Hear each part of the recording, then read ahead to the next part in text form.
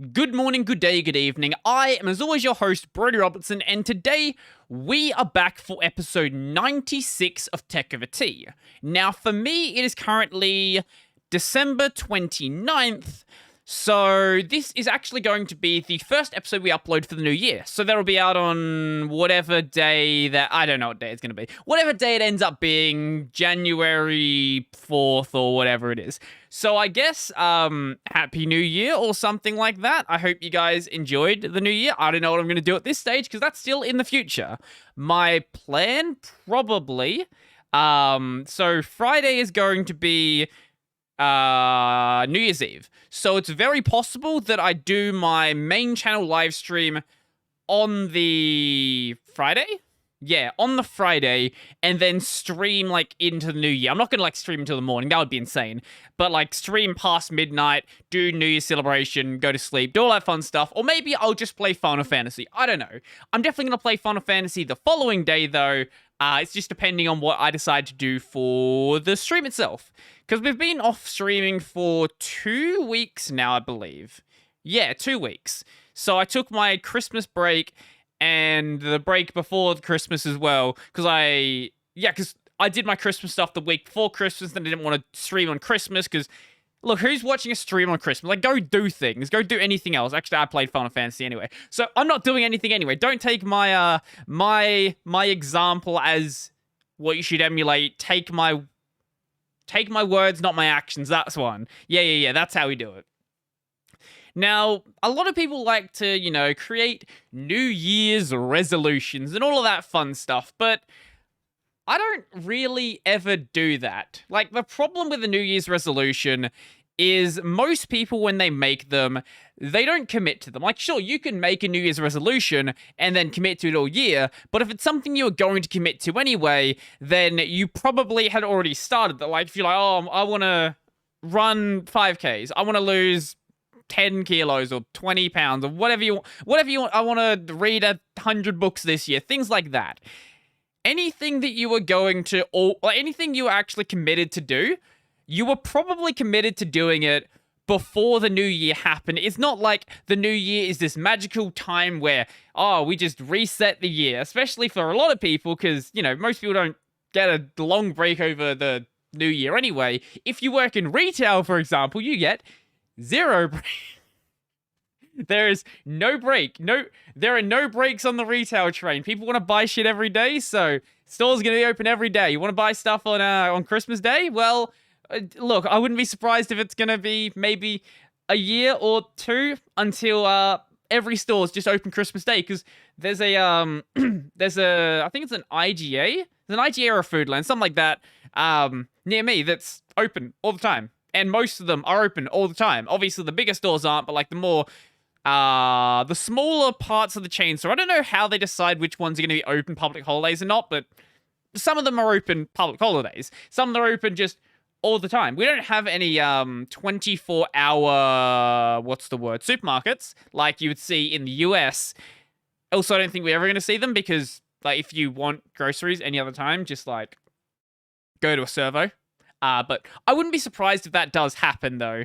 Just, who needs sleep? Who needs days off? None of that matters anymore. People want to buy things, so people are going to buy things. And that's sort of where I expect that to be. That got very derailed from New Year's resolutions, but if I was going to actually set them, which, as said, I don't really care about them. If we're going to go with some of the things that I'm already doing, that I'm going to continue into the new year, I realize that over the years of my channel, and someone pointed this out earlier in my comments, I think it was the first person who mentioned it, mentioned that I actually put on some weight, because when I started my channel, I believe I was doing keto at the time, so I was considerably lighter than I am now. I think I was around 63 kilos. I was a bit underweight at that time. I'll give you that in pounds. 63 kilos to pound. 138. There you go. Like, I was lighter than I should have been. But I'm pretty sure I probably should lose a little bit of weight. Like, not a ton, not go back to 63, but Currently, I'm at about 80 something ish. So I'd like to get back down to like 75.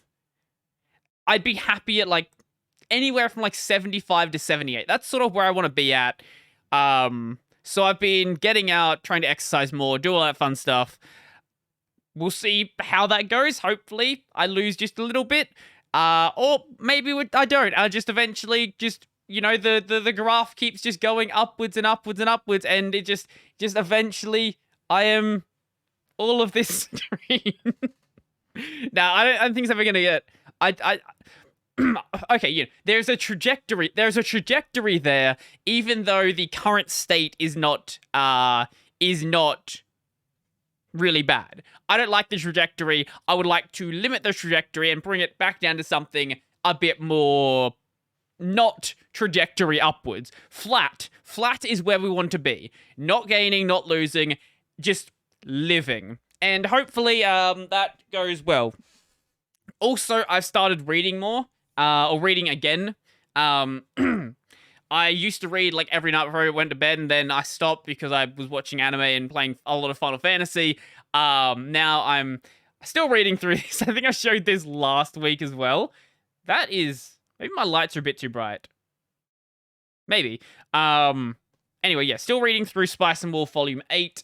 Yeah, that's going well. It's a good volume. I like it. Spice and Wolf is great. If you haven't read Spice and Wolf, I really recommend doing so. The anime left off... Well, the anime also skipped an entire volume, but it left off sort of just before the story really starts picking up. Like, just before Eve becomes a really important character, just before Cole gets introduced. Just like, if there was another season of Spice and Wolf, I feel like the rest of Spice and Wolf would just all be adapted. But it is what it is. Besides that, I make videos every day, upload every single day. It's not like I've been doing that the past year or two already. Just keep uploading every single day. Maybe I'll change. Oh, I guess I don't upload every day. I did take 2 days off. Yeah, because I didn't stream on 2 of those days. So I usually fill out the Saturday with a stream, but no stream, so no uploads. So hey, maybe I actually broke what I said. I'm not gonna. Okay, I'm not going to say I'm going to upload every day. I might just decide at some point I'm going to take, like, a week off. There's still going to be content, but I just won't do a live stream. Won't do live streams on the gaming channel, won't do live streams on the main channel, things like that. Just take some time off. I've been wanting to do so for quite a while, and I just haven't gotten around to. Like, I've taken weekends off, but I'd like to take off, an entire week. I didn't do so earlier in the year because I was waiting for it to be good weather. Then it took forever to be good weather, and now it's 34 degrees Celsius. So I'm just never going to get good weather. Maybe I'll take some time off over my birthday or something like that. I don't know. I'll work something out, but it'll happen at some point. So keep making content, lose some weight, read book. Besides that, I don't really have anything that crazy. Like, I'm gonna keep playing Final Fantasy. I'm going to eventually finish Shin Megami Tensei 3. It's like, hey, I could play Shin Megami Tensei, or I could play Final Fantasy. Well, which one's gonna win? Most of the time, it's Final Fantasy, and that's why I'm still playing this game. I'm like 30 hours into it, even though I've been playing it for a couple months at this point. It's a good game. It's a very good game. It's just... I like Final Fantasy a little bit more. As I said, I don't really, spend too much time thinking about New Year's resolutions or anything like that, so I don't really have anything too much else to say about that, really.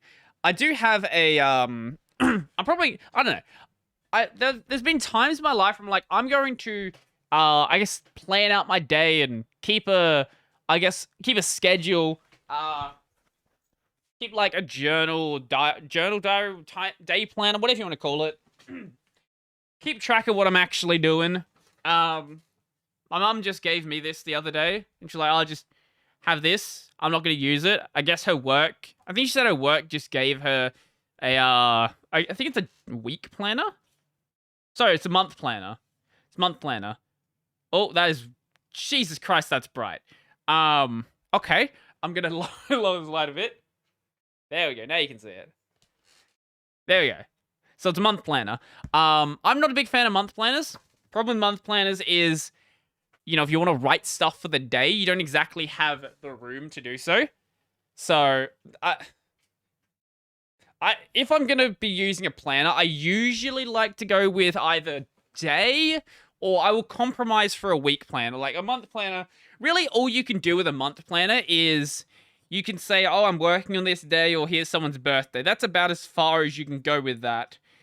So I don't know if I can really make use of this, but maybe I'll do something in Thunderbird or something like that. Usually what happens when I try to plan stuff is I'll do it for like maybe a month and then realize that I don't actually do anything and that all of my stuff happens at the same time, like every single week. So I don't actually need to plan stuff, but then there'll be like one random thing out of nowhere that shows up. I'm like, oh, I need to do this. Maybe if I don't do, I guess it's when I try to do too strict of a planning. Maybe if I try to have it a bit looser, just maybe this actually will work, just, because I'm bad with birthdays, for example. Maybe just writing that down, or maybe just writing down my work shifts or something like that. I don't know. I'll see if I'll let you guys know if I actually decide to use this. Or if I don't know, I might do it just, as I said, might do it in Thunderbird. The reason I like doing stuff like that in Thunderbird, or whatever my email client is because I check my emails pretty much every day. So if it's in my email client, I'll actually see it. If it's something I have to go out of my way to find, then usually that's makes me forget about it considerably quicker. Now, this week's, didn't even mention what we're talking about this week. This week's episode, I wanted to have, like I normally do, have some random tech news that's going on, but there's fucking no tech news. So I didn't realize this, but CES is in a week, so nothing's being announced. Like, there's no like, oh, here's this cool new thing, here's this cool new robot, here's a dumb phone. Like, all of that stuff is just sort of baking, waiting for CES to happen. There are some, like, pre-show CES stuff and things like that, so you're getting some, like, teasers about stuff, but the big news that's coming out, all of that is being saved for CES. So I guess when CES happens, then we'll have more to actually talk about, but at least right now, most of what we have is just random ass things that I found. Like, hey, that sounds fun to talk about. Maybe why did that peak? Maybe I'll just talk about that. I know that there are some big companies that are pulling out of CES, but I don't think that's really going to affect the sort of the news that we're going to be hearing. So who do we have that's pulled out?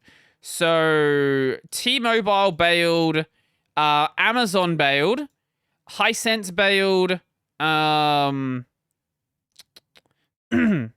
Waymo's bailed, that is Alphabet's self-driving car company. Oi. Sorry, you heard a messenger ping. Why do we even have the audio there enabled? I never have that enabled. Intel, it looks like they've pulled out. They're doing a digital first live experience. HyperX has pulled out. GM, like, everybody is pulling out of the physical CES experience. I know that's obviously going to be a big part related to also Meta, so Facebook. Obviously that's going to be part like Rona related with like the big spikes that are happening right now. But I wouldn't be surprised if come a couple of years from now, this is sort of the direction it goes anyway. Because when they do also Lenovo pulled out back on December 22nd. When you do your own live show, you have control over how much time you get, how much space you get, like what you actually want to show in a much more free way. Like, there are limits on what CES is going to allow you to do, what like stage time they're actually going to give you, what booth space they're actually going to give you. But when you run your own thing, well, that's not a limit you have.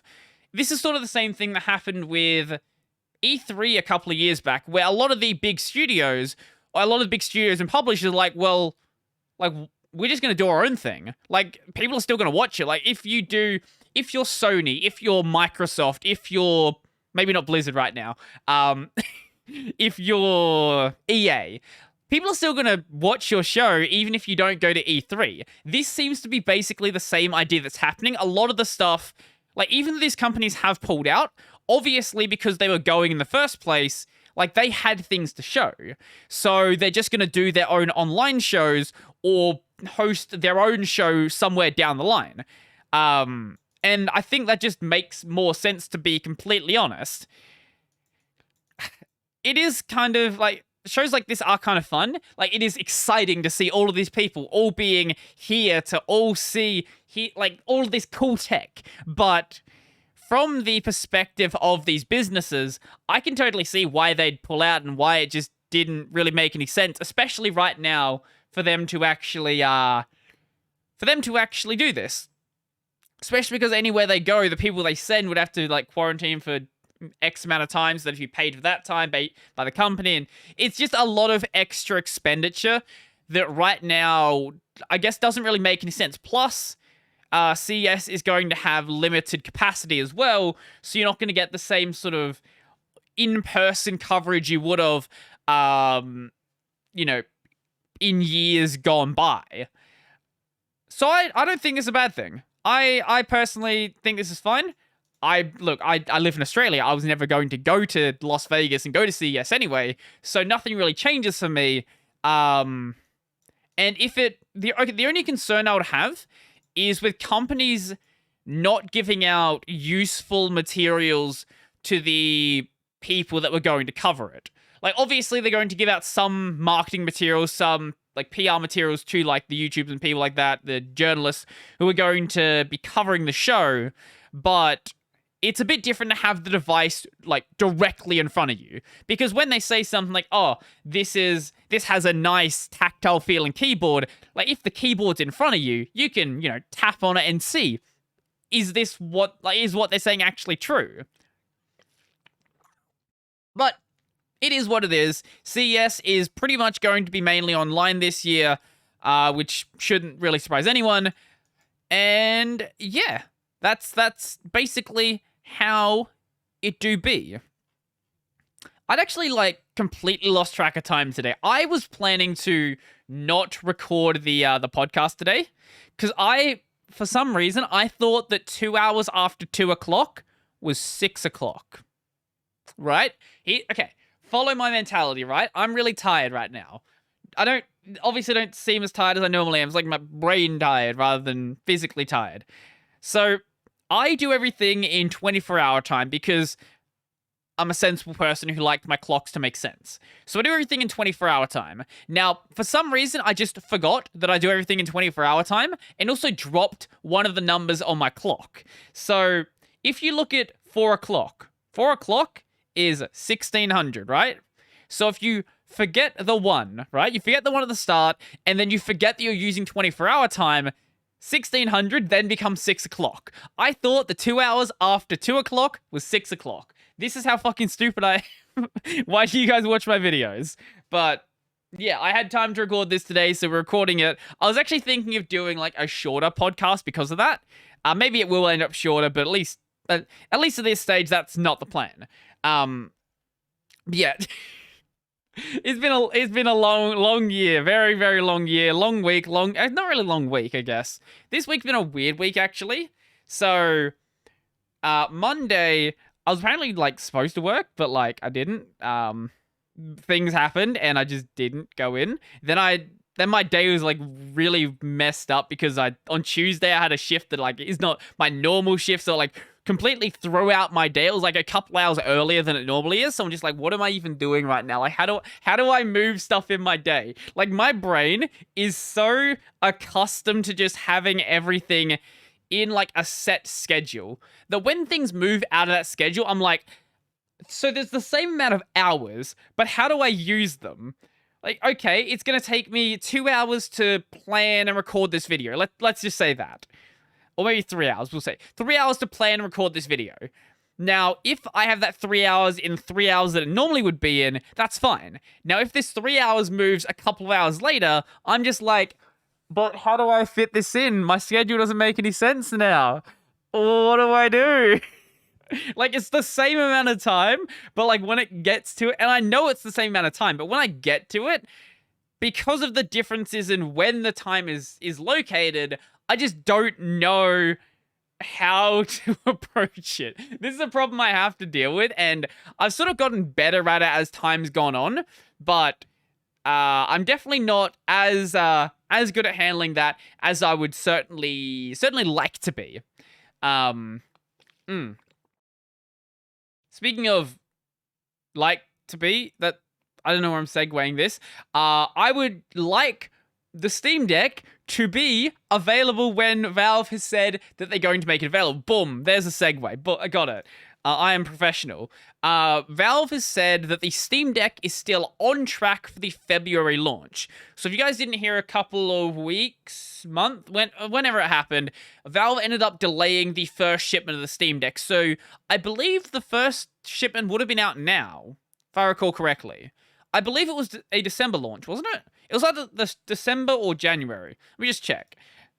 Steam Deck. Can we find some news saying it was announced? Delayed by 2 months. Yeah, it was originally set for launch in December. Delayed by 2 months in Feb. Whatever. I'm just gonna accept it. It was delayed originally because of hardware constraints. You know, basically, there's a fucking chip shortage. Getting chips for anything is difficult. Whether it be gaming consoles, whether it be, a car, whether it be for a vibrator. Literally everything, getting chips for it is very difficult. If you don't know, there's actually a lot of car companies. I'm going to go down the vibrator route, but there's a lot of car companies that have car lots filled with new cars that they can't send out because modern cars are so computerized that they don't really function properly without that chip. So if they don't get the chip, we can't sell the car. This is why cars from the early 2000s are great, because they don't have this problem. Or the early 90s, or chip cars from the early 2000s and 90s are great because no chip problem. Also, I always love when there's news about the Steam Deck because the one of the guys who always talks about it is Greg Coomer. Valve, you have a guy at your company whose last name is Coomer. It's such a good name. It is such a good name, and I love it. There's no way that if he was, like, in school right now, this kid would not be horribly bullied. Obviously, you know, being an adult, he's gonna get mocked on the internet, and people are gonna make memes about him, but, like, that's the sort of name that you would not want to have as a kid. You do not want to have the last name Coomer. Anyway, it's a real product launch, so many thousands of people right away are going to receive decks as soon as we're able to ship them. But even talking about thousands would be quite low compared to the volumes we're shooting for in the first few months.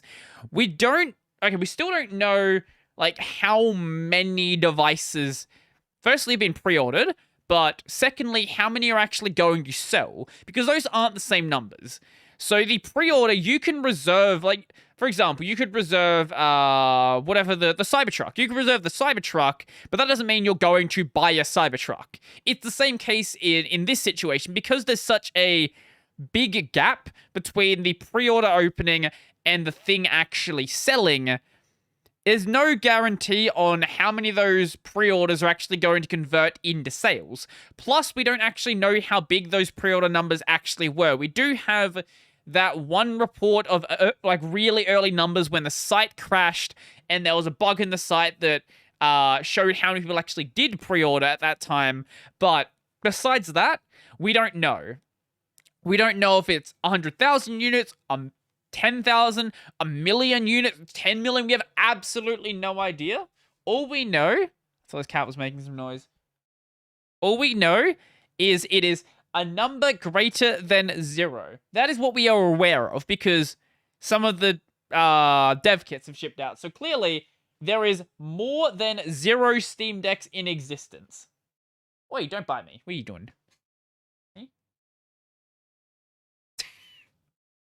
Anyway, yeah, Steam Deck. It's a cool device. I am very excited for it.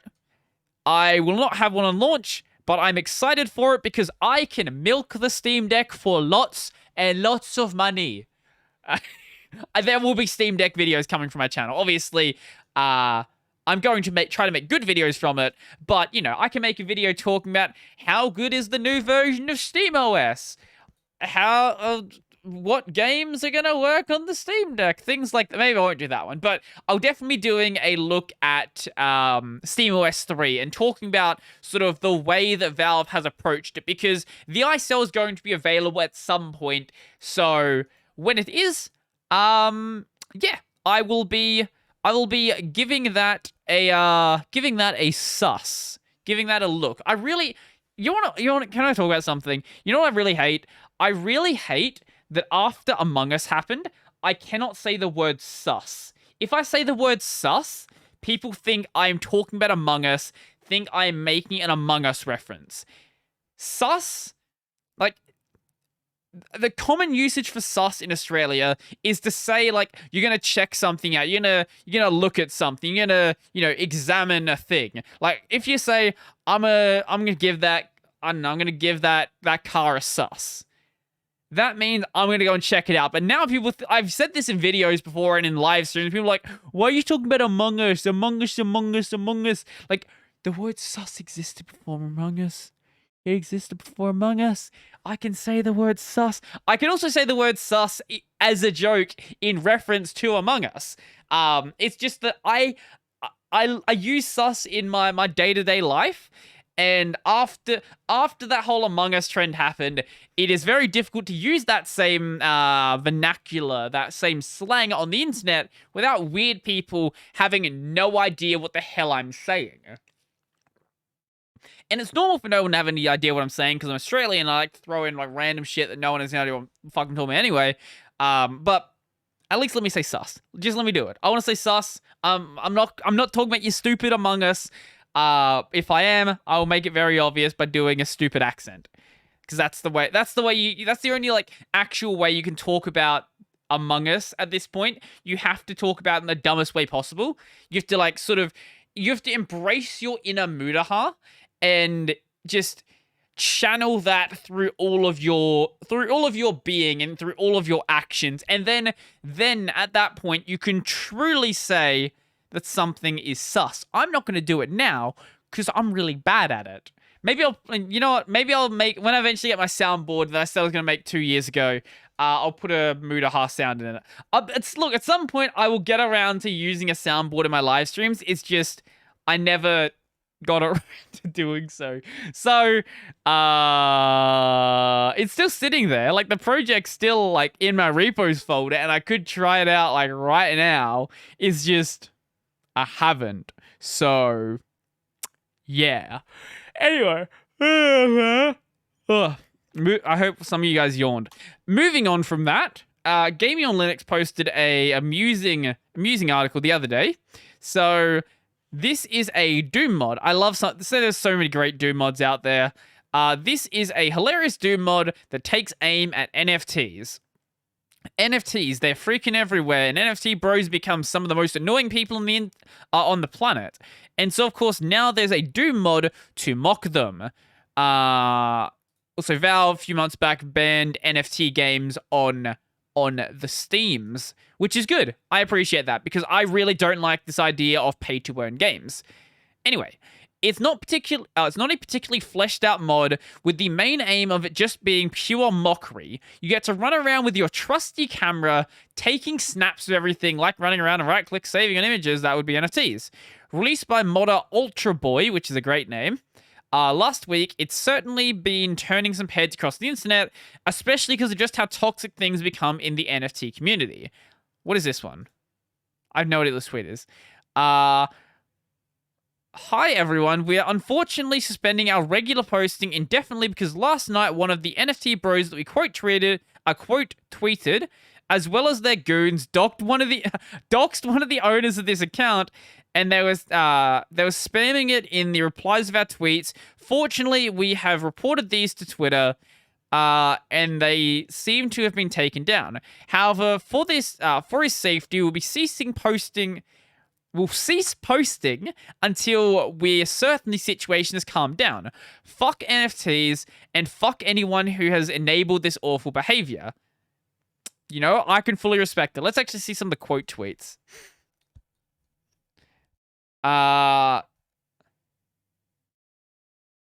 Let's see. Come on. If there's quote tweets in here, there's going to be people that are defending NFTs. Come on. Come on. Where are they? Come on. No, I can't find one. It's just people quote tweeting and actually being positive, which is rare for quote tweeting because this is Twitter. It's all very meta, and the game is basically just a meme, but a good one. NFT fans seem to really hate the jokes aimed at them in regards to ownership. Owning NFTs basically means that no jokes are allowed. This is like being a Linux YouTuber. It's really like anything involving Twitter. If you like a thing, no jokes are allowed. If you make jokes, that means that you hate it. It's all completely ridiculous, and every day there's more and more reports of artwork being stolen from the original artist, turned into a ridiculous NFT, and then sold to someone else. Things have gotten so ridiculous that popular art website DeviantArt implemented a system to notify people if their work is detected as an NFT. Oh, I did see this in their DeviantArt Protect software. I did see this, actually. We'll talk about this in just a moment. So if you want to go and play this mod, it is available on ModDB and works fine with GZoom, GZDoom, and Doom 2. Basically, I saw this. Oh, it came out a while back, actually. Oh, I only just saw people talking about this a couple of days ago. Basically, the idea is that if you upload art to DeviantArt and then you pay their sub fee for their DeviantArt Protect thing, then if there is an NFT created of your art, then it will alert you to it. That's cool. Or if people like... Actually, the NFT... Oh, the NFT detection is new. Oh, that's why people are talking about it. So previously, if people re-uploaded your art, that was how that was being used. It's just the NFT thing. That's why people are talking about it. Okay, makes sense. That's cool, but also it requires you using DeviantArt, and that also means why would you use Man, DeviantArt, what a site. Maybe it's better nowadays. My entire perception of DeviantArt is set in like 2010 with like Sonic OCs. So look, maybe my opinion of DeviantArt is stuck in the past and is actually a good site nowadays, but hey, maybe not. Anyway, so yeah, if you use DeviantArt and you like your art and you don't want people to sell it as an NFT, then this is a thing that exists. I don't know how well it works. So, like, clearly there is some sort of machine learning here if they're able to detect images that are similar but not the same. So it's like, this is clearly flipped and they've changed some colors around. Clearly there's some sort of either human operation, which I really doubt, or machine learning to detect it. But hey, if someone does make an NFT of your art, you can't really do anything anyway. Because what are you going to do? It's been made an NFT, like it's on the blockchain. Oh, I guess the image, no, the image isn't, but like the NFT exists. The NFT containing a link to the image, that's on the blockchain. So as long as that image it's pointing to is available, yeah, like nothing you can really do about it. The NFT exists. Well, hey, you're screwed now. Enjoy your day. And then people can make, they can make NFTs of the same image. Like, NFTs are not non-fungible because you can just make more NFTs of the same image because this is a really stupid idea. I might have to do like an entire episode on like play to earn, because NFTs are one thing, but play to earn, I feel like play to earn is honestly, it's more annoying because I don't look, as much as I don't like the NFT thing, it's pretty easy to ignore NFTs. Like, even if you're an artist, if someone takes your art and then sells it, well, people were taking your art anyway and doing whatever they wanted with it. Like, the fact that they're doing it through crypto now, sure, it's also annoying, but it's nothing new than what they were already doing. As for the play to earn idea, the problem I have with this is it's sort of... what's the best way to put it? The reason why you play video games, the reason why most of us play video games is because we want them to be fun. We want them to be a distraction from our regular life and be something where it doesn't feel like work. Now, not everyone's like this. Some people are fucking crazy and try to go for, like, I don't know, rank 1 warrior in Final Fantasy. I saw a clip from Xenos the other day. Rank 1 warrior. That's fucking insane. But, like, most people aren't insane like that. Most people play games because they just want to have fun. The problem when you introduce play-to-earn mechanics is it really changes up the reason why you're approaching the game. And it becomes very easy to start treating that like it's something that is an actual job. And I don't like that. I would be fine with it if it was just, developers doing their own thing, like new developers coming in doing their own thing, not bothering the things that I like. But when it's companies that we all know, companies like Ubisoft and EA and companies like that, who are like, yeah, in our future games, we're going to include NFTs and play-to-earn mechanics, that's when it starts bothering me. It bothers me when it starts infringing on the things that I actually like. And you might like play-to-earn mechanics, and that's fine. If you do, be my guest.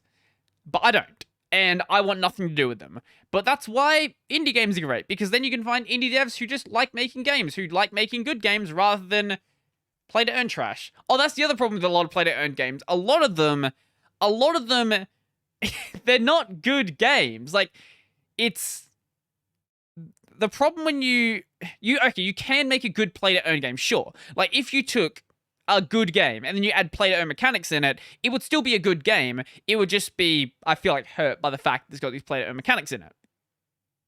The problem, though, is a lot of these play-to-earn games are made as crypto projects first and then a game second. And you can clearly see this in the way they actually play because they're fucking garbage.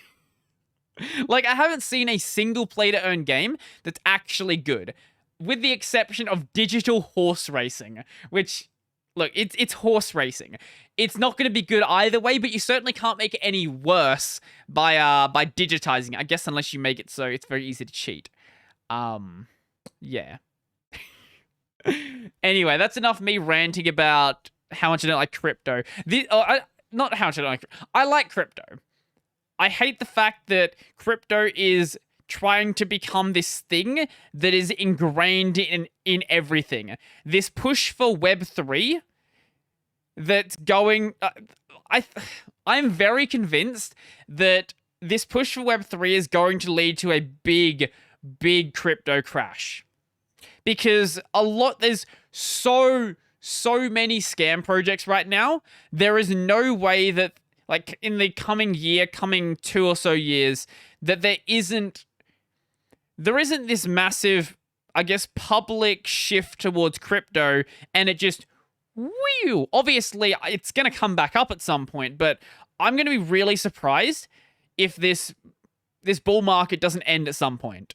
Like, we've been in the bull market for too long, way too long, and there's so many scam projects. You can make money just from fucking anything.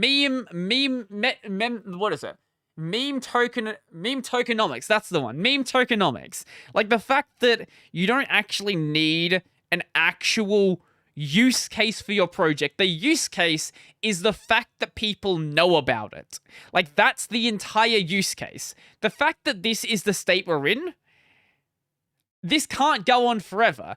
Like, I know the crypto bro is going to say, oh, it's going to go on forever. Bull market forever. It's going to go forever up. But you can't go up forever when your entire basis of your economy is on nothing. Like, yes, there are projects that actually do have use cases, like, Bitcoin, Cardano, Ripple, things like that. And projects like this are going to stick around. But I can't see meme tokenomics being this thing that is a legitimate investment in the years going forward. And I know a lot of people are going to get burnt, and a lot of people probably disagree with me, but that's where I stand on it. I do have money in crypto, absolutely, and I put money into meme tokens before. But when I do that, I don't put for the meme tokens. I don't ever put money in that I'm not willing to lose. As for the not just not willing to lose, I'm not expecting to lose. If I put money, like when I put money into like Dogecoin a while back, like back when I think it was just after the first big pump, I expected to go nowhere, and then I made a bit of money off, and that was cool. Then I just reinvested that shitcoin money into more shitcoins. But I actually do have legitimate investments in various crypto coins as well. And I don't think the entire market itself is bad. There is just a very high percentage, like 95% of the market, which is complete shit and should probably go away. And we need a complete refresh. We need a, what's the word? We need a economic reset. That's the one. Economic reset on crypto. But it do be how it do be. It is what it is. And I should probably go to the next, what is it? I'm going to pause. I can't speak. Speaking is hard. Speaking is very hard. Anyway, moving on from talking about crypto and more crypto and other crypto, here is this fucking scary robot. Here we go. Look at this thing, okay? So this is a humanoid robot, right? But it's got also, look at this robot in the background. I love this one. This one has like humanoid, what's the word? Expressions. And they're a little bit cursed. Like, I don't like this. I really don't like this. It's a little bit too real. Like,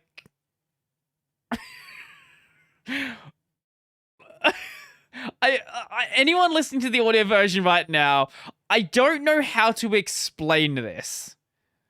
But think of a robot movie just before they came to kill all of us. That is... This smile is so perfect at the end, though. Just like, it's such a strange smile. I think this is cool. Like, I'm not trying to disparage the engineers actually working on this. This is really cool from an engineering and a computer science perspective. I just don't like it. I just don't like it. It's too real for me. Let's see what the comments are saying. Combine this with Boston Dynamics and we'll have mobile emotive Fortnite dancing robots. You know what? That Fortnite dancing robots, I can get behind that. The constant eyes blinking are probably the key that makes all facial expressions so realistic and convincing. Almost out of Uncanny Valley. I don't think so. I think we are we've fucking taken the Uncanny Valley and just dug a hole 10 kilometers down. This is too deep in the Uncanny Valley. I don't like this.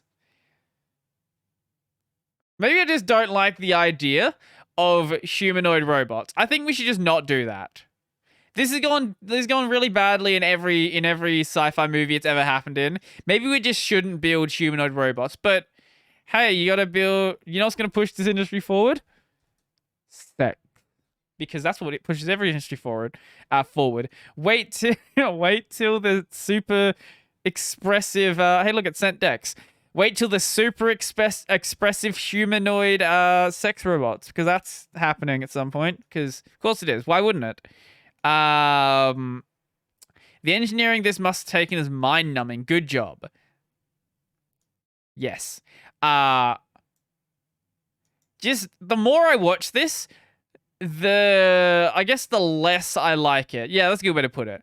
Like this robot here, he's like cursed enough where I can accept that he's a robot. This thing here, if you gave this like a a actual like humanoid skin, it looks too real. And I like that. I know I'm just saying I don't like that a lot, but I think that's a good way to sum up my entire opinion on this. I don't like it. It's scary, and we should not do it. I, to be fair, Boston Dynamics is kind of scarier if you actually look at like what the robots can do. Attaching guns to them and stuff, and like fucking parkour robots. But from like a intrinsic emotional perspective, this worries me more. But that is the direction of tech. One day we'll have human butlers, and all work will be done by robots, and we will have no jobs, and everyone will be an entertainer. I've actually like heard this as an argument. Like one day, we don't actually need a what's the word? A fucking universal basic income. We don't need a universal basic income because one day everyone will just be entertainers because that's a successful economy, I guess. I don't want to get into UBI in this, but I'm not in support of it today, but I am in support of it in the future when we automate every bit of work that is ever possible, because that is going to happen. As much as some people think that some work is not going to be automated, I have my doubts that there's anything that is intrinsically only possible by a human. I really have my doubts that, like, even knowledge work, especially knowledge work, actually, but even creative works, I feel like even in the creative space, there is room and possibly even, not just room, the ability for these things to be automated. Obviously, in the case of creative works, it would be much more long down the line, but as for knowledge work, like programming even, programming, legal work, medicine, I guess medicine's not really knowledge work. It is a very knowledgeable job, but it's not knowledge work as in you're sitting at a desk. I guess if you're doing medical research, that's different. But I don't think there's any reason why these cannot be automated. And there's a lot of the work that is being automated because, we're not spending our time writing, libraries from the ground up anymore. We have these libraries already made. We have tools like GitHub Copilot, which automatically generates sections of the code. Obviously, this is very basic, but it's not impossible to go from that to then one day you can remove the need for the human intervention and basically just have that being fully automated. I've not read or heard anything from people who are knowledgeable in the field that indicates to me that something like this is impossible. I know there are people who say that it is, and people who are very smart to say that it is, but I've seen more compelling evidence that it's not impossible, it's just very, very difficult. I don't think there's anything special about our meat prison, our meat prison and the gloopy meat in the meat prison that allows you to do work that couldn't otherwise be done through a digital recreation or a digital interpretation of that structure. Why am I talking about robots and neuroscience? I know the robot. Why am I talking about neuroscience and engineering? I don't know how we got here. But we're here anyway. Speaking of, I don't know how we got here. I don't know how we got here to thinking this was a good idea. XPG imagines a gaming mouse that can store 1 terabyte of games. Hopefully this doesn't stay a CES concept. I really hope it does. I really hope it does. That would be a very power-hungry mouse. And a very heavy mouse as well. So there aren't many details for it, but the current prototype can integrate a 1 terabyte solid-state memory running at 985 megabytes a second. Like, it's fast, but having that, given that it's a wired mouse, obviously, yeah, you'd have to have it be wired. That makes sense. Having that in the device is going to be quite heavy. Like, not, not as heavy as batteries, probably. Yeah, definitely not as heavy as batteries, but quite heavy. Also, I wonder what the sort of heat output from that's going to be. Because right now, we do have chips on board on most mice. They can store, here's, a lot of the time it's only like a couple hundred kilobytes. We can store like the config of the mouse. That doesn't really take much to keep cool. A terabyte of solid state memory, though, is a little bit different. And might be a problem. Let's see. There's certainly room for a few titles, along with one of them isn't Call of Duty. How big is the biggest Call of Duty? Oh, the latest, sorry. Whoo! Wait, COD game collection is 500 gig. Okay. I know that, wasn't there one game that was just 500 gig? I feel like there was. XPG says that visitors to its CES booth will get a peek at the vault. So it's always possible that we'll hear more details soon. You probably will. Given this is being built as a concept and prototype, it's possible this is most will ever hear about this mouse. So that it's not exactly common things announced CES. That's not exactly uncommon things announced CES. The other problem with this mouse is I kind of wonder how expensive it would be. So obviously we're not fitting a two, like, assuming this is a regular sized mouse, you're not fitting a 2.5-inch SSD in this. That's not happening. So it would have to be something, you'd either have to have a custom PCB design somehow fitted in this, or do something more akin to the way that like a M.2 drive is structured. And when you're getting the things like that, prices just go woo. This mouse, if it ever existed, and it's not even a very impressive mouse. If it ever existed, it would easily be in like the $400 or $500 range, without a doubt. But like, as a gaming mouse, it actually looks really shit. This is my G305 that has as many buttons. Sure, it doesn't have an LED. Actually, it does have an LED. It has one right here. But like, sure, it doesn't have as many lights, but like, it's not gonna be super expensive. I feel like this is one of those things which is only gonna stay in the prototype and concept stage and never actually make it to the public. And I kind of hope that it stays there, because just buy a fucking external hard drive.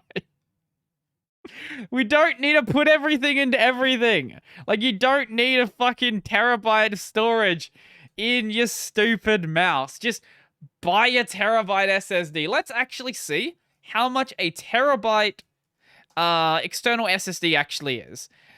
1 TB external SSD.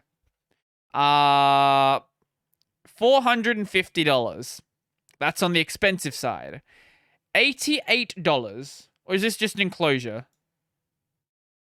No, this is not just an enclosure. This is... Sure, it probably isn't the fastest one out there. But this is $88. This is $150. Like, you can clearly get these for fairly cheap. It doesn't need to be in your bloody mouse. You don't have so little... If you have so little space that you need to put your storage in your mouse, just stop playing video games. You don't have enough space for a mouse mat at that point. Like, I'm sure there is somewhere you could put an external SSD. I know the reason for, like, what this is. Like, the reason why this thing exists is because, hey, you could go and take your mouse to, like, your friend's house and have all your games there and all of that fun stuff. But, like, you can also just take an SSD. Let's see some of the comments, actually. A mouse and SSD storage is not high up in the list of things I'd like to combine. Yep, this year's CES is going to be real fire. I wouldn't be surprised if they ended up cancelling it. I wouldn't be surprised either, considering what we heard earlier. Seems pretty dumb. If it was this easy to carry PC games and run them on any PC as if they were a game cartridge, Oh wait, if it was easy to carry games and run them on any PC as if they're a game cartridge, okay, but that isn't the case. No, it actually is the case though. Like, what do you mean that isn't the case? If you just plug the drive into a new system and you point Steam at it, then it's gonna work exactly as you'd expect. If the storage medium was removable from the mouse, then sure. Why not just package an external SSD with the... Imagine this. Imagine bundling a good mouse with an SSD. It's not the worst idea I've ever heard for a peripheral. Yeah, it's true. It is not the worst. I love this. The comments getting worse. And that's about the best thing I can say about this ridiculous idea for a peripheral. Shouldn't this be on the keyboard instead? You could probably fit, like, a lot of keyboards, you could reasonably make them a little bit thicker and easily fit it in somewhere. No, it should be on the headphones instead. I agree. Headphone instead. This seems like it'd be a decent idea if the whole computers themselves were micronized down to the size of a mouse or smaller, but I doubt that the technology required to pull that off successfully is quite there yet. You mean like a Raspberry Pi?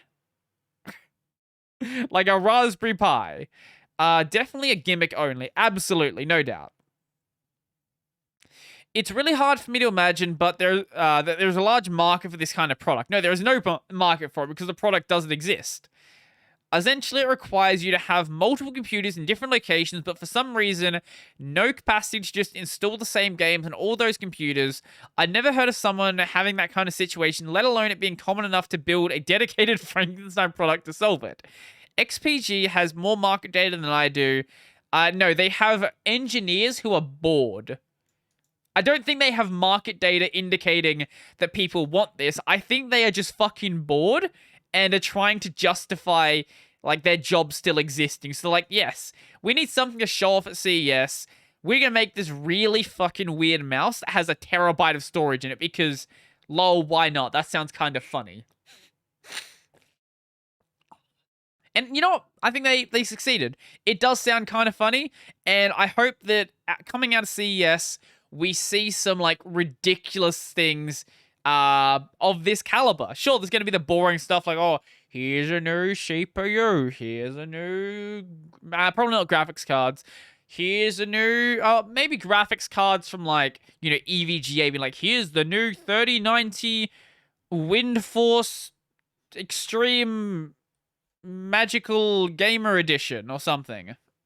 WindForce is, I don't know, which company makes WindForce? I have no idea. Anyway, yeah, so hopefully CES is just as exciting as that, but probably won't be. Speaking of things that are exciting, but also very terrifying, and shouldn't be allowed on the road, Teslas. So, I didn't know this. Tesla has a thing called Tesla Arcade, right? Apparently, you could use it while you were driving. Like, in the front seat, as the driver. You could just play games. How are Teslas allowed on the road? Like, I genuinely don't understand how Teslas are allowed on the road. So Tesla won't let people play video games on its car's built-in display while in motion anymore. Wow. Crazy. This change, which The Verge confirmed is included in the Friday V11 software update, comes right on the heels of the NHTSA, the National Highway Traffic Safety Administration, announcing an investigation into the feature, which would include the evaluation of over 500,000 cars. When The Verge tested out the feature called Passenger Play earlier this month, we could play a few Tesla arcade games while the car was moving. A warning popped up on the screen saying only passengers are allowed to play while the car is moving, along with a button asking to confirm the player is a passenger. Because as we know, having big prompts on the screen always deters people doing something that is really, really stupid. But nothing really stops the driver from pressing the button and playing a game while driving. There's no argument that can be made that the feature isn't dangerous, the executive director of the Center for Auto Safety said. True. Tesla told the agency it would change the feature that shouldn't have been there in the first place. The NHTSA said in an emailed statement, the Vehicle Safety Act prohibits manufacturers from selling vehicles with defects posing unreasonable risks to safety, including technologies that distract drivers from driving safety. Straight up saying that Tesla's cars are just defective. I love that. That's a great take. The regulator agency has been paying a lot of attention to the automaker over the past year. It opened an investigation into its autopilot feature after Tesla's repeatedly crashed into parked emergency vehicles. It's also publicly asked the company's rollout of its full self-driving beta, which used a safety score to determine who got it, and initially came with an NDA. Oh my lord, how are Teslas allowed on the fucking road? Even if it's just for passengers, I would find it annoying and distracting to have someone playing games in the car display while I'm driving. Not just any display, it's also the gauge cluster. Wait. Sorry, I don't own a Tesla because I'm not fucking rich. Wait, no way that they don't have the gauge cluster in front of the steering wheel? Wait, so if someone was playing a game, you wouldn't be able to see... Oh my god, that's actually fucking amazing. I mean, Tesla doesn't have a 360-degree camera. It has a lot of smart and intuitive features. It also has a lot of surprising and baffling omissions. Mine is routinely fooled by placing groceries on the front seat.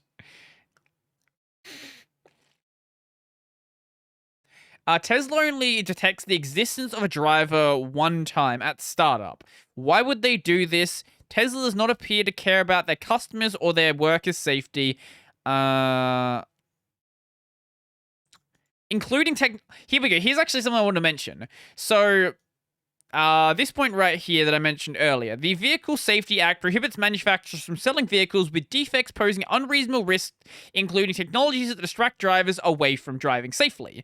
And where is it? So, like the majority of cars that removed most physical buttons and require people to look at a computer screen to interact with a button. I really don't like this idea of sticking touchscreens in cars. I like the physical knobs in my cars because I can look at the road, and if I want to change my car volume, I can just reach over, find where the knob is, change the volume. I don't need to be like, oh, where's it on the screen? Oh, like, here, wait, here. Oh, now I'm dead. Like, I can just do it. And this is how we ever got to the point where we allow car companies to sell cars that do not have physical buttons for their radio is fucking beyond me. I'd be quite curious to know which buttons you personally can and do reliably hit without looking in your car. Wait, this person's actually defending it? In my touchscreenless Toyota, the only thing I can hit blind is the volume knob, and I might just as well use the steering wheel for that. Yeah, the vast majority of them. They're consistently in the same place, have different sizes, and etc. A touchscreen menu has no tactile feedback. This can be addressed. You can have touchscreens that do have a tactile vibration sort of thing. And buttons move, shift, appear, and disappear depending on where you are in the menu. This is actually the big problem with touchscreens. Not just the fact that you cannot feel where the buttons are, the fact that between different menus, some buttons just may not exist. So you may be trying to do something, nothing's happening, you have to look away, and now you're dead. Like, it's... How? How is this a thing? Anyone who doesn't find any difference between the two is fooling themselves. Absolutely true. Let's see. I have an older car from the 2000s, but for me, volume on the radio, FM to AM, it's easily located on mine. Yeah, because that's sensible. Volume controls are not something I can do literally without looking. I think most cars, you can probably do that just fine. Like, there's a knob, you just turn the fucking knob. It's just muscle memory through repetition and feel. How do you think people play the piano? Witchcraft. True. Comparing touchscreens to actively playing games on an enormous screen, edgy hot take. No, it's not an edgy hot take. Touchscreens just shouldn't be in cars. It's such a bad idea, and I really hope at some point there is a... I really do hope that as time goes on and as companies like Tesla are looked into, there is more thought put into the idea of touchscreens in cars. And we go back to just having physical knobs. We don't need all these smart features in cars. Most of them are just safety hazards. Like, why do you need all of this information in a car? Most of it is meaningless. Sure, having things like your mileage is fine, but like that you can just have them in your gauge cluster.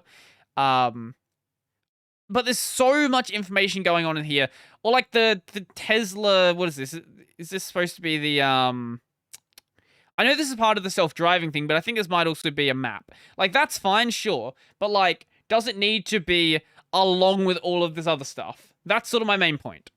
And I'm gonna argue no. I feel like modern cars have got way too much going on in them. And we've sort of accepted this addition of new features, even though it is coming with a subtraction of safety.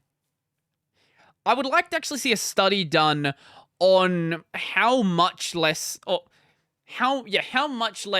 having touchscreens in cars actually is. I'm sure that studies have been done. I just haven't seen them for myself. I would have to guess that there is a fairly sizable difference between the two situations, especially if it's a new car. Like, it's one thing to have a car that you've owned for, a couple of years, and you understand where everything is in the car. Like, you can use the touchscreen sort of half without looking at it. But with a new car, where you're like, I don't actually know where anything is located, or if you switch from like Android Auto to like whatever the Tesla thing is, you switch from Tesla's thing to Apple's thing, like all of these have completely different layouts, and you're going to have to, if you want to change volume, you want to change stereo, you want to change music, anything like that while you're driving, you're going to have to go and take your eyes off the road. I feel like it's a new car, or like not just a new car, like a new car for you that is always going to be the most dangerous in this way. Yeah, that's enough talking about that. Let's talk about stupid people. Do you want to lick windows? Like, unironically lick windows. So, a Japanese professor named Home Miyashita from Meiji University suggested this could be used to train cooks or sommeliers remotely. So this dude straight up is like, I'm gonna build a taste TV because I want people unironically licking windows. Taste the TV. I haven't actually watched this video, but this single screenshot by itself sums up how dumb this is.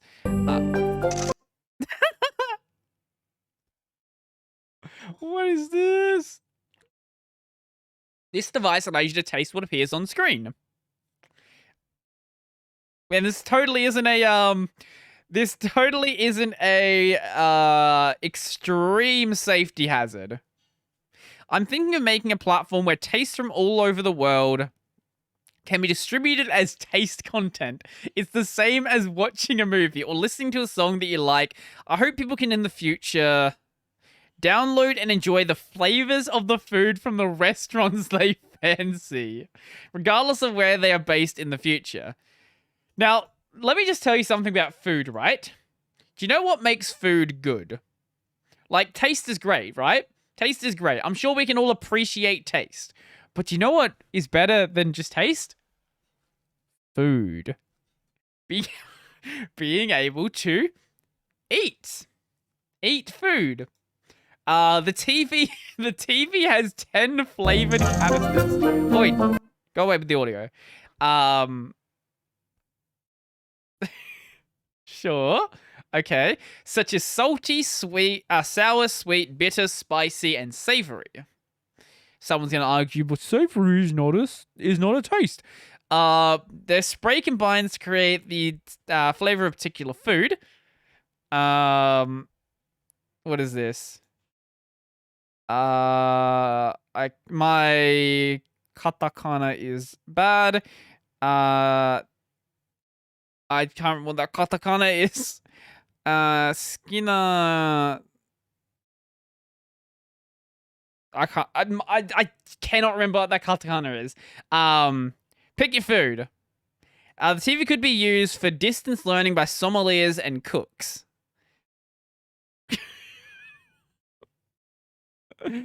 Oh, I love it's so good. I genuinely adore this. Look, I'm not saying this professor shouldn't be making this. I'm not saying the professor shouldn't be making this. What I am saying is it's really dumb, and I love it. The asteroid can't come any sooner. Let me know when they let me know when they add a fleshlight holder. Look, it is Japan, so don't be too surprised when that's the first thing that makes it to the market. Household pets be like, yep, sure. Great for pandemic? True. Perfecto. Why do I feel that, World on Fire, this may not be the best way to budget research resources? This dude's an engineer. What's he gonna do for the big Rona? Is this meant for visually impaired when watching cooking shows or something more adult? It's Japan after all. Well,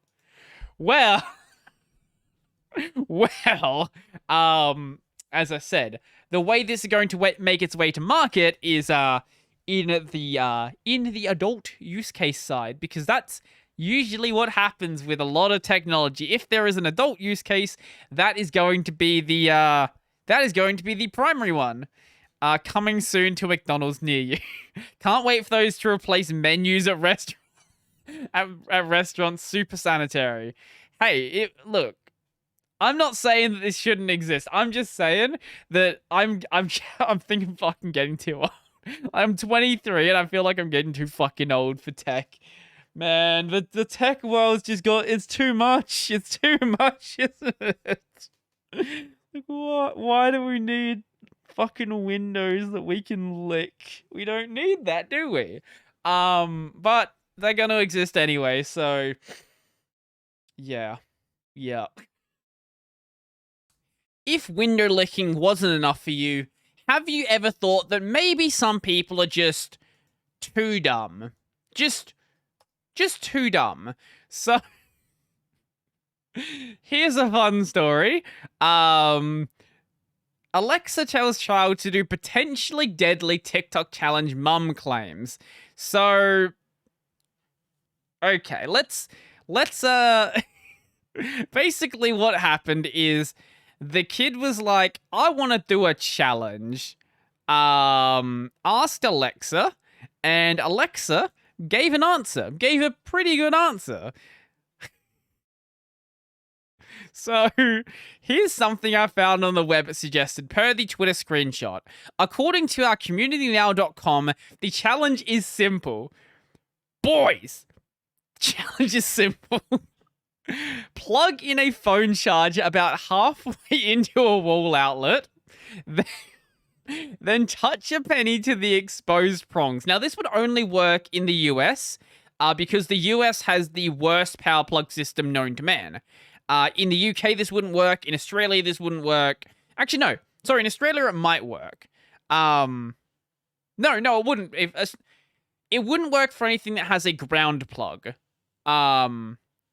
Anything that is just a two-prong one, it will work. But the UK, it won't work because they've actually got sensible plugs. The US, though, it's fine. US is going to be like, yo, you want to die? Well, you can do that. You don't even make a suicide cable. You just plug a wall outlet in, just don't plug it in the entire way.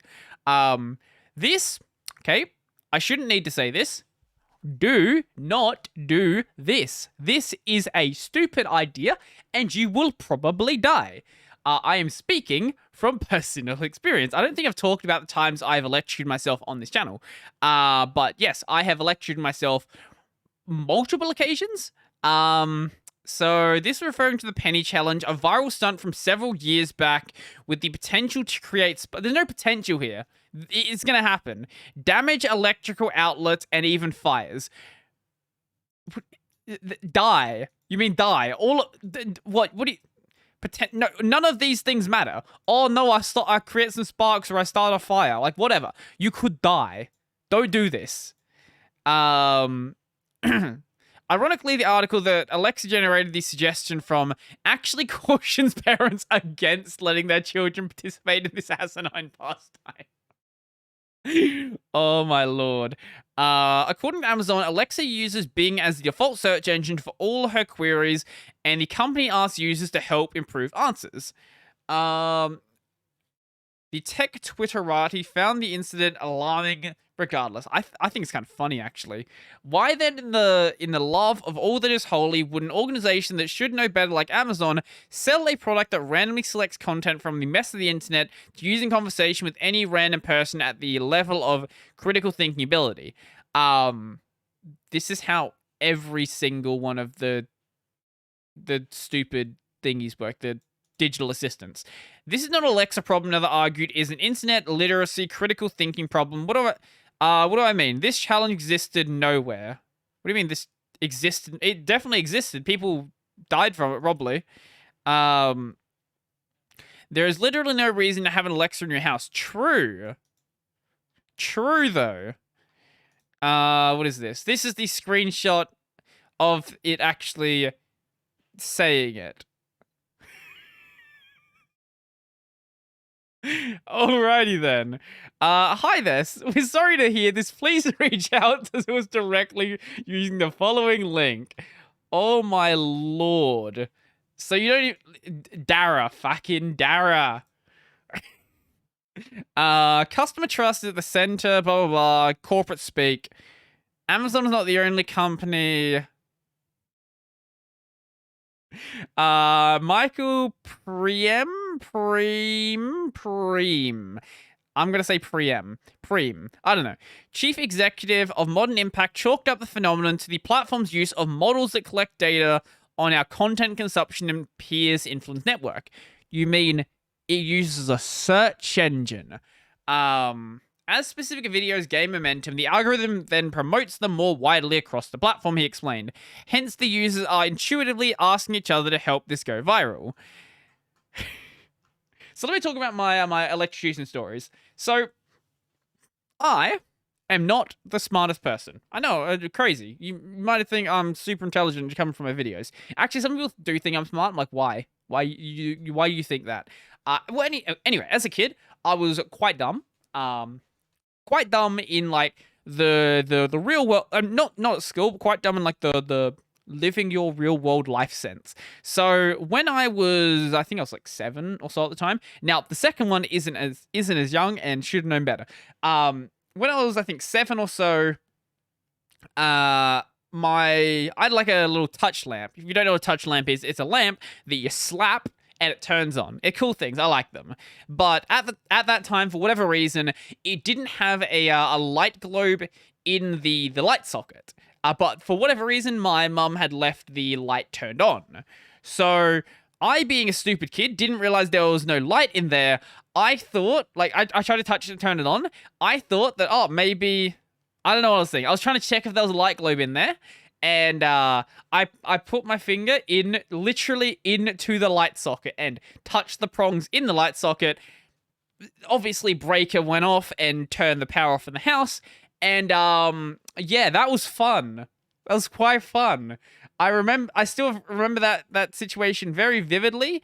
Do not put your finger into a light socket. It's not a pleasant experience. And it's basically the experience you're going to get from sticking a penny against exposed prongs, because the US has a shitty power prong system that should have gone away years ago. And they should have gone with something used by a sensible country.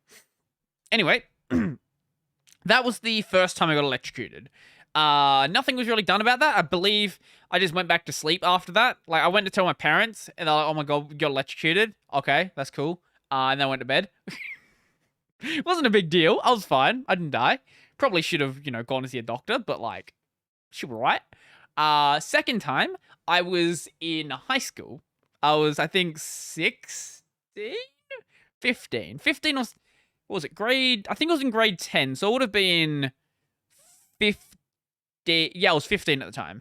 I was 15. I was in science class. I think it was chemistry. Yes, chemistry class.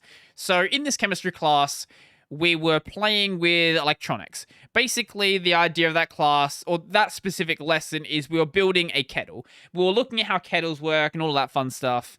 So basically, we had these prongs in the water. They weren't super high voltage, so if you put your finger in the water, you wouldn't be electrocuted. But obviously, there was a lot of electricity running through the wires themselves. So I thought it wasn't working. So we had the voltage up to where it needed to be. It was taking a long time to boil. And I was like, yo, why is this kettle not working? To find out, like, if there was actually electricity going through it, I put my finger in there and, like, touched, my thumb. I think it was one of these thumbs. I think it might have been this thumb. This thumb on one of the wires and got shocked. Obviously went home from class that day. My parents got called and like, yo, your kid's a fucking moron. He just fucking electrocuted himself. I was like, I'm good. I'm happy to go home. That's fine with me. So if you want to go home from school, electrocute yourself. Don't do that. That's not advice you should follow. Don't actually do that. But like, it's a good way to get out of school. So I got electrocuted. We ended up going to see a doctor. This doctor gave me a prescription for, I think it was anti-vomiting medication. Even though I didn't feel like vomiting at all, I was like actually A-okay. I just had a burn. If I wanted anything, I wanted some fucking cream for my burn. It's like, mate, this fucking finger hurts. Just give me something for that. I don't care about vomiting. Go away. After that, because it was around lunchtime, I believe my mum then took me to go get some lunch at McDonald's. And then I got a haircut. And that was the end of that. So I have multiple experiences of being electrocuted, and both of them were quite fun. I don't recommend it. But yes, the moral of the story is, do not put a penny on mains power. Because if you do that...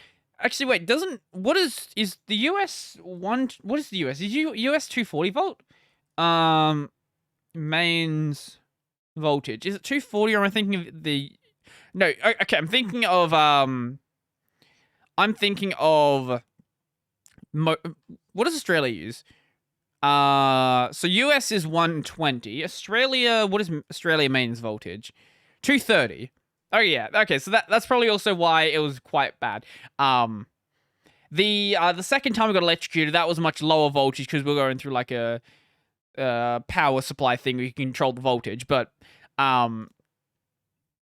yeah, the what's the word? The first time I got electrocuted, that would have been basically 230 volts into my finger. So yeah, fun times. Moral of the story is, don't electrocute yourself and don't do TikTok challenges. Just don't use TikTok. That's a good step. Good step to actually take. Actually, just avoid TikTok entirely, and you'll be basically good to go. Speaking of, actually, in this case, this is actually one of those rare cases where something good actually comes out of TikTok. So I don't usually like Logan Paul, right? Because that's a sensible take to take. Because generally he's Logan Paul. But sometimes he does something cool. So the other day, I saw this retweeted by Mudahar.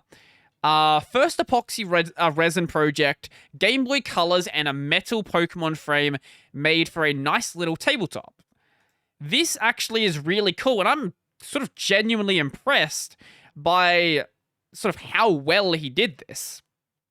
So basically, he resins up... Oh, wait, go on. That's probably, I don't want that. So basically, he makes up the resin, pours the resin in a box, resins up the devices. I guess the reason why you resin them up separately is to avoid there being air bubbles, maybe? I actually don't know I've never done a resin project like this, so I don't know the reason why you resin them like beforehand, but I imagine it's probably something to do with air bubbles, but... Someone correct me if they happen to know. Or maybe it just makes it easier to fit them in the... Maybe if you, like, do the resin... Like, you resin them first, and then you put them in, it gives it a better effect or something. Maybe that's it. I don't know. Anyway, so he resins up the box, puts more resin in there, seems to do a really good job. Like, it's a really, really clean resin job. I'm actually, like... very impressed by the fact that like he did this himself. He didn't pay someone to do this. Like this is him actually doing it. It looks really cool. I think it actually looks really, really, really cool. Here is the end result. I personally think it's a great project. I think the frame is shit, and the frame could be so much better, but like the actual resin project itself, I don't have anything negative to say about it. And because gamer, you got to put some lights behind it as well, because gamer, I'm elite gamer, so fucking lights. Anyway, anyone sensible would look at this and say, hey, look, that's cool. Here is some, basically, here's some trash, because, what, they're Game Boys. No one's going to go out of their way to buy a Game Boy, unless you're in this very tiny, tiny market who cares about a Game Boy, so most of these are just going to end up being landfill. I think this is a good project. That is the sensible take. Now, the Twitter take is, oh my god, I cannot believe that you're wasting a Game Boy. Fucking hell, you could have only used all custom shells and button replacements without any electronics in them and done that. But destroying the hardware is just so wrong on so many freaking levels. I mean, the chance of some surviving it isn't 0%, but it isn't close to 100% either. It's a fucking Game Boy Color. It's a Game Boy Color. Here's the other problem. 118 million units sold. It's not like getting a Game Boy is difficult. If you want a Game Boy, go to Twitter and get a Game Boy. That is all you need to do. Like, it's really not difficult. Let's see. You could have done something like they do at the Nintendo store, but hey, you do you, baby. That actually, you know what? Fair take. Fair take. Yesterday there was some better comments in here. Oof. I mean, it looks pretty, but it still hurts. So beautiful Game Boy, beautiful Game Boys put into resins, like bruh. Game Boys are supposed to be used not only for collection, but also for playing, but now they're in resin. Could probably be better behind a normal glass. No, it wouldn't be actually. It's debatable if these Game Boy colors should have been ruined for this piece. It's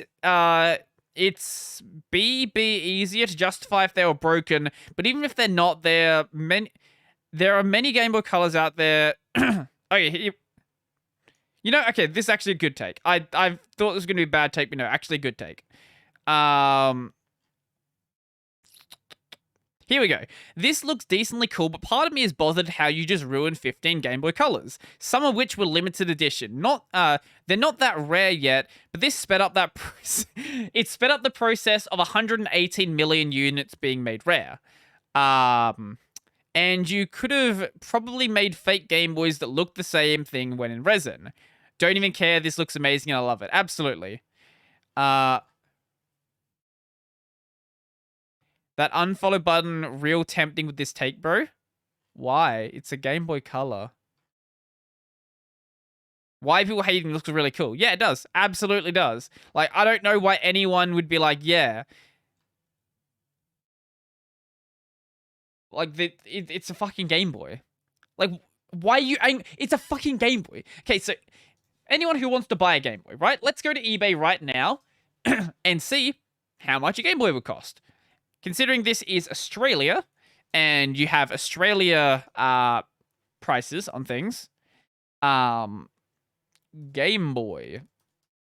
So, if you would like to buy a Game Boy, let's see. This is an actual Game Boy. Here is someone massive grifter, $217. That is not how much you would be paying for it. Here, Game Boy Color boxed, $130. Game Boy Color, $60. Game Boy Color, $81. Game Boy Color, $66. It's not like Game Boy Colors are difficult to get. Game Boy Color Clear, $33. Game Boy Color Purple, $100. It's a game... There's so many Game Boy Colors out there that... even today, they're not a collector's item. Sure, you can buy it because you like a Game Boy, but it's not like you know, a difficult game to get, or it's a difficult console to get. It's the same idea as the people who scalp copies of, like, the first Mario game. There are so many copies of it out there. The fact that any of them are worth more than, like, $10 doesn't make any sense. It doesn't make any sense whatsoever. And the other thing is he owns them. He owns the Game Boys. He didn't steal them. He bought them. And it's not like he was gonna sell them again anyway. So it's like it is what it is. Like, it's a fucking Game Boy. If you want to play a Game Boy game, like, your phone from 2007 can emulate a Game Boy perfectly well. Like, actually perfectly. If you want to play any Game Boy games, you can do them. You don't need hardware, but if you want hardware, it's not difficult to get anyway, so it doesn't matter. And hardware's gonna break. Like, the hardware has a limited lifespan anyway, so even if you breaks a couple of them, they're gonna break soon anyways, or break at some point anyway, so, like, what of it? I hope more people do this, actually. Just to piss off the people who are really, really big Game Boy fans who think they're this rare thing. There actually was this one comment I saw the other day, like, when that first went up, saying, I've been looking for a Game Boy for years and have never been able to find one. I've wanted to buy a Game Boy, and then Logan destroyed 15 of them. Just like, have you ever been to eBay? Have you ever been to eBay? They're not rare. You can buy them. Go to a thrift store. Every single thrift store is gonna have, like, they're gonna have some sort of retro hardware there, and there's probably gonna be at least a Game Boy. At least one of them. People just wanted a reason to be angry, and they found it. But it's gonna happen no matter what happens, I guess. Because people always want to be angry. Speaking of, I have a segue. What do we want to segue into? Oh, here's one. So this is just a short topic. I just want to mention this that I saw the other day. So Cyan retweeted this. This is Ravioli. This is really cool art. So this is a, I guess, anthropomorphized version of Arch Linux, and then another version for Debian. And you know what? I really like the Arch one. This is a really, really cute design. There are like a lot of really, like, neat touches to it. So obviously we have the Tux hoodie, which I think is really, really cool, and I kind of want one of these, to be honest. It looks really cool. There's also the little Pac-Mans here as well. I didn't notice this the first time I looked at this, but when I looked at it again, I was like, oh, that's actually really cute, isn't it? Also, it says sudo here and system D here. Then on this side, we have Arch, and I'm not sure what it says over here. My assumption is it says Arch there as well, but it might say Arch in katakana. As for the Debian one is more of like a Ojo-sama character, or like a, I don't know, it's sort of like a Ojo-sama, like Onesan character, sort of. I'm not sure where you'd actually put this. I feel like it'd lean more towards the Ojo-sama side, though. Anyway, because, like, the Debian swirl here, there's all, like, these, like, swirly elements in the design. I think this also works really, really well. Both of these, I think, are super cool, but I do prefer the Arch one because I do like, I'm a big fan of bob cuts. The only thing you do to make this better is add glasses, but now I'm just talking about fetishes. Also, it has a tail, and tails are cool. I kind of want to see Ravioli do more of these, though. I really, really hope that more of these are done, because these two were really cool. Like, maybe do one for Ubuntu and Pop! OS and all that fun stuff. I don't know if one thing I'm not sure about is if this is inspired by Cyan, because it very well might be. Because I know that Ravioli does like has spoken to Cyan before, and there are clearly elements of Cyan in this design as well. I don't know. Look. I'm not saying that it is inspired by Cyan. I'm just saying it's definitely got some Cyan-y stuff in it. Also, I didn't notice this until just now, but the different knee socks, one of them with the stripes on it and one of them without. And I think that's really cool as well. Honestly, I really, really like this art. Like, this is actually really, really, really cool. So I want more of it. Ravioli, if you see this, make more. Make more, please. I would really like more, because like you've done clearly very good art. Like this is really cool. I love this art. Also, I didn't notice this before, but there's the Pac-Man here as well. Oh,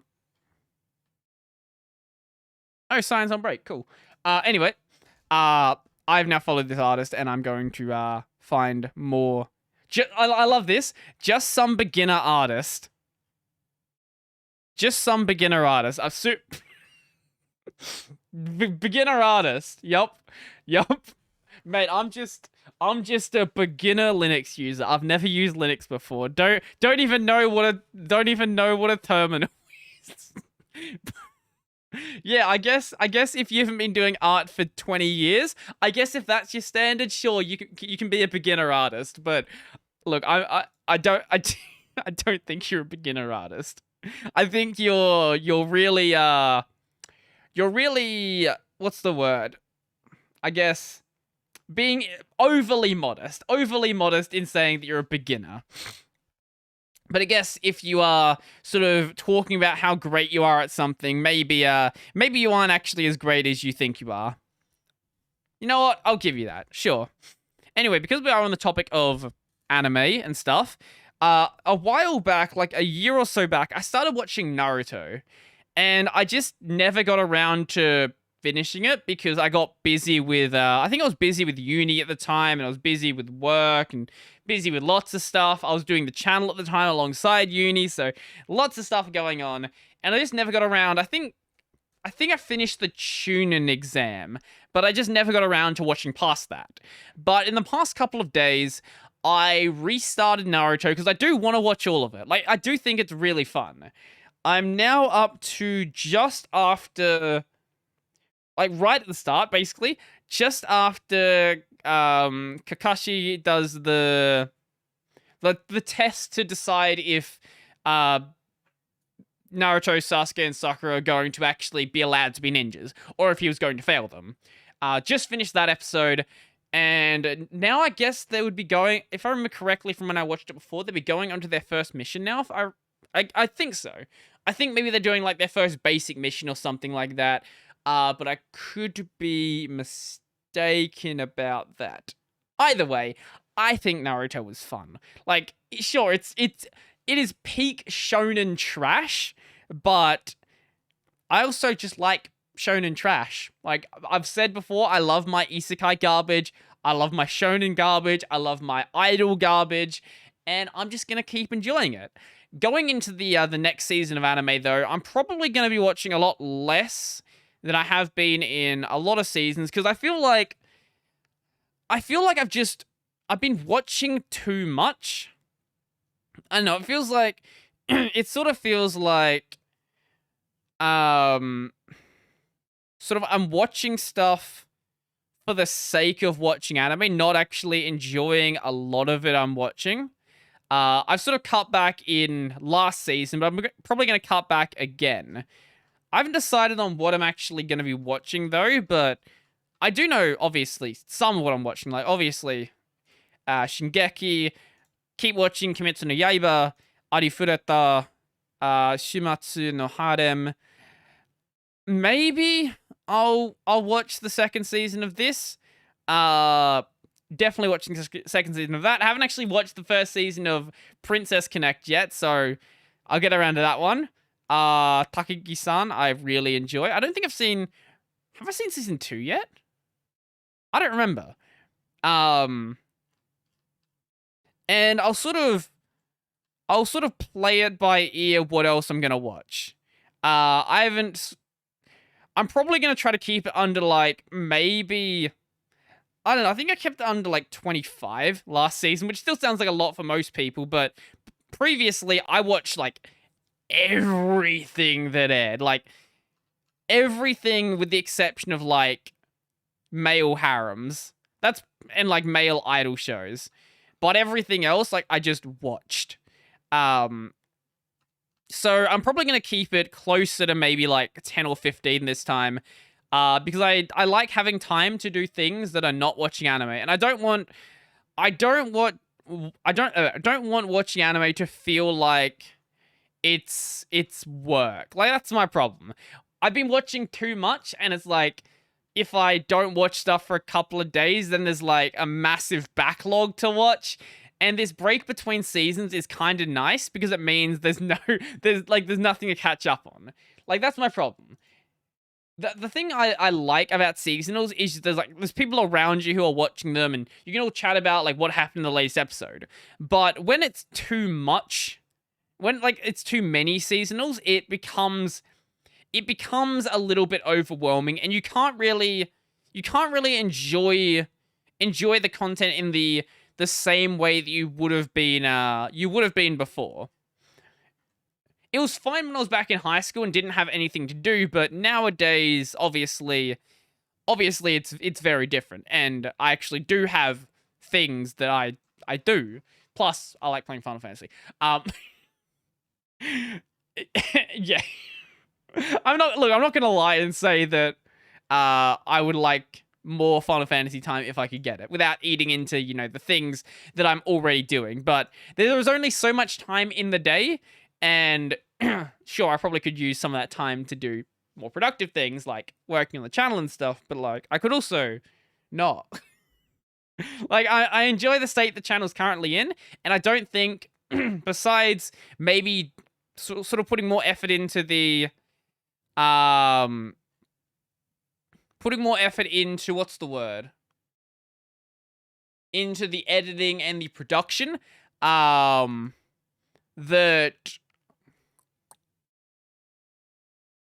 I need more time to spend on stuff. So I just saw a comment from someone saying, please stop covering drama.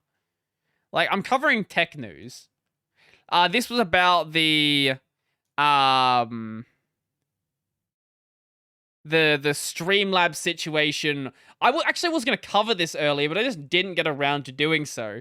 Streamlabs, or I guess their parent company, Logitech, basically just paid OBS to make the problem go away. Make the whole, hey, look, we sort of tried to trademark your name, and we've been using your name without really having your permission, and we've never really committed back upstream. Just make that go away by donating about bit over $50,000 a year. And it seems like, you know what? It's gonna work. So no, I'm not gonna stop doing that. I'm going to cover the things I want to cover. So, yeah. I'm gonna reply right now. I cover the things I find interesting. There we go. Boop. You don't like it? Well, don't watch the channel. That's fine. I don't care. Other people seem to enjoy the content, so I do the things. I make the videos I want to make, and if you don't like that, well, good thing that there's other channels out there, and you can watch whatever you want. And if I find, like, this is not really working for what I'm doing, and I don't really enjoy covering this, then I won't do it. But as it stands, I think that things like this need more attention, so I'm going to give them more attention. Yeah. I actually did have some Final Fantasy topics that I wanted to mention, but it just didn't happen. Because we are now basically at the end of the show, and I just forgot to mention them. So I'll just briefly go over them. I think it's gone live by now. So on Christmas Eve, there was a concert. There was a concert in Limsa Laminsa. I believe the group was called Heaven's Bard. It was a group of all Lalafell. There was a big group of Lalafell, and they were playing various songs. They played like the End Walker. I think they ended off the session that I stayed there for with the End Walker theme, which was, mate, I love the End Walker theme.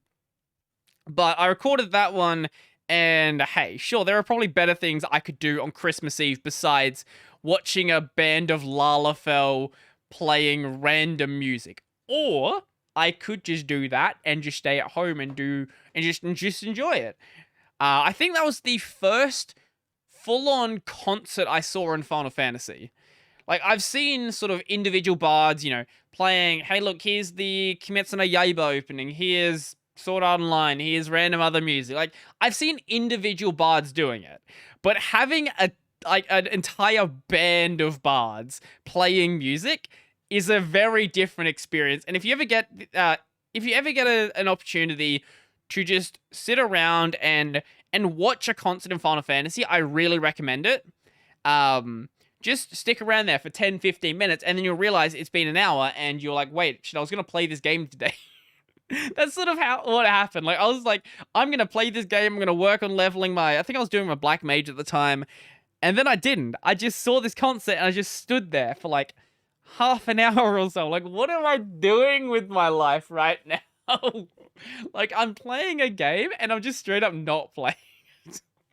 But that's why Final Fantasy is great, because there are so many fun player events like that where you're like, I don't actually need to play the game if I don't want to. I can just enjoy being in this world. And that's what makes the game, I think that's part of what makes the game so great for me. It's why I've really been enjoying it. Besides that, I also have been I've got my Black Mage to 50. I'm actually sort of, I still do my my duty roulettes and stuff like that as my paladin, just because, better benefits as a paladin, especially if you're trying to get things like your Grand Company seals. But for just generally running around the world, I'm actually enjoying playing a Black Mage. I really am. I'm still gonna try out my physical DPS and my ranged DPS, and also healer at some point, but like, I'm still really enjoying the Black Mage. I like look, as much as Paladin and much as Tank is fun, I totally get the DPS thing. Like, DPS is a more complex job. It's more complex when it comes to how you do your rotations. Obviously, Paladin, you have to worry about positioning and making sure your team doesn't die. But when it comes to your rotations, at least at level 50 or my highest level content is 50. I have like further stuff unlocked. I'm at like 63 on the Paladin. But in dungeons, the rotation at 50 isn't really that complex for a Paladin. It's, you do your fucking, what's it called? Your Riot, is it Riot Blade? Is that the starting attack? FF14 Paladin. I should know this. I just hit the buttons. I know what the buttons do. I don't know what the button. I know what the buttons do, and I know what the abilities are. I just don't know what the attacks are called. So you do your Fast Blade, your Riot Blade, and then your Rage of Halon, I guess is how you say that. And then you just repeat that. You just keep doing that. And then sometimes you'll get your when you get your Fight or Flight, you pop that, and then straight away you pop a Circle of Scorn. And that's pretty much how it goes. Sometimes there are groups of enemies. Oh, also your Spirits Within. Sometimes there are groups of enemies, and then you just go back and forth between Total Eclipse and Prominence, and you just do that, and then you win. That's pretty much what you do. Yeah. Obviously, it seems like there's more a bit later, like at 54, you get Goring Blade. At 58, you get Clemency, but because I don't have content at that level, like, I can't. Also, it's a job quest, so I can't get it anyway, because to do the job quest for Heaven's Ward, you need to be in Heaven's Ward, and I'm not in Heaven's Ward, I'm at 2.1. But what I was gonna get to there is I've now actually also been working on my crafters and gatherers. I've got I think my goldsmith is at like 44 now. I think my miner is at like 41 or 42 or so. The only... I haven't started all of the Crafters and Gatherers. I haven't started Culinarian. I haven't started, the plant one. I can remember what they're called. FF14 Craft... Probably because I don't play them. That's why.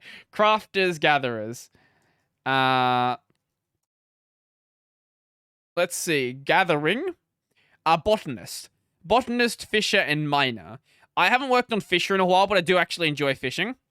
And Crafters, I haven't started actually a lot of them. I haven't started the Armorer, the Blacksmith, the Culinarian, or the Weaver. So look, if I want to work on those, that'll take quite a while to do so, but I do enjoy the crafting and gathering jobs. The only problem with the crafters is crafting is quite expensive, especially at low levels where no one wants your shit. Gathering, people, obviously, if you're doing gathering, the crafters who are leveling are going to want your low-level crafting gear, so they're going to want that. But, it's not the same in reverse. No one's going onto the market board buying, level 20 jewelry, at least for the most part, because you don't need it. Jewelry doesn't matter at that level, so it really just doesn't get sold, and there's just not many people trying to sell it. Obviously, it'd be different if you were doing, current expansion content, or if just actually really any of the expansions after Realm Reborn, because then gear does actually matter between those levels, because you can't just easily buy it from the shops at least as easily as you could back in Realm Reborn. So crafting is burning money, so I sort of have to do more gathering to get myself a bit more gear, but yeah, I should try out Botanist, because I'm pretty sure Botanist is just going to be Miner, but with an axe instead.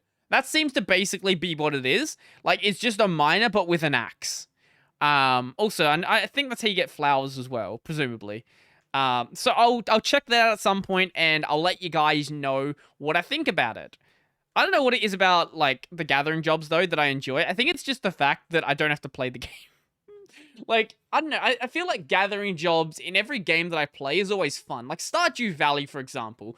I have literally spent entire real-world days just fishing in Stardew Valley. And I don't know why, because fishing isn't the best money-making strat. I just like fishing. So if the game has fishing, I'm going to do fishing.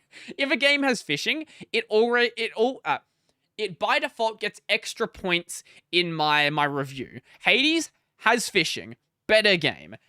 FF14 has fishing, better game.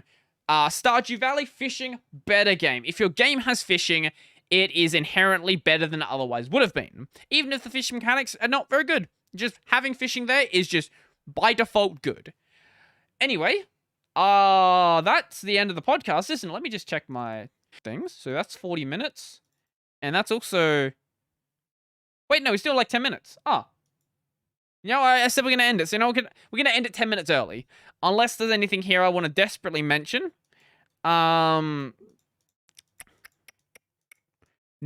I think that's everything, actually. I think I actually hit everything. Wow.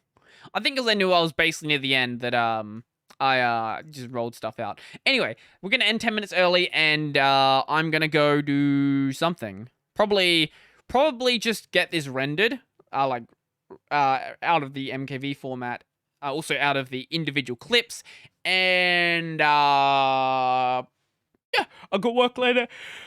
I'll enjoy that. Boy, enjoy that. It's work. Anyway, thank you guys for watching. If you like this podcast and you like to support it, there's Patreon, leave a bearer paid, subscribe style, link down below. If you want to watch the video version and you're listening to the audio, that is available on Odyssey and the YouTubes. I said I was going to upload the video version to Spotify, and then I forgot to. So that will be there at some point when I get around to doing that. It's not going to be for the legacy episodes, just for the new ones going forward when I remember to actually do that. If you want to go to my main channel, where I do Linux content and apparently just only cover drama, according to this person, that is Brody Robertson. I upload 6 days a week, Monday to Friday, skip Saturday, that is a live stream day usually, and then Sunday.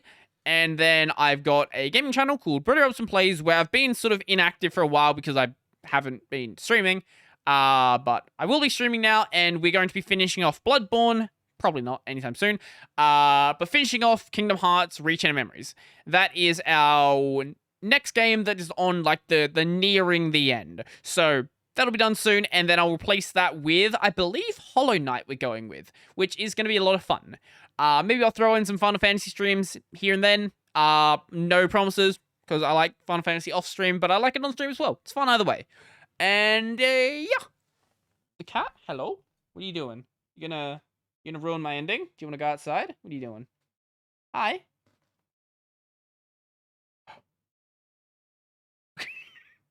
What do you want, Chase?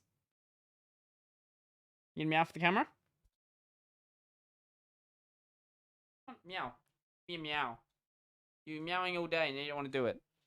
No? Okay. Well, I'm gonna end it there. Thank you guys for watching. This has been episode 96, the first podcast of 2022. And yeah, next week I'll actually record the first one that I'm actually recording in 2022. And now you're actually gonna get on my lap. Cool. So after I'm done with the show, you're gonna get up here. Cool. Ow. Ow. Hello. You're adorable. You're adorable and you're really annoying. But mostly really annoying. Anyway, I'm gonna go. See you guys later.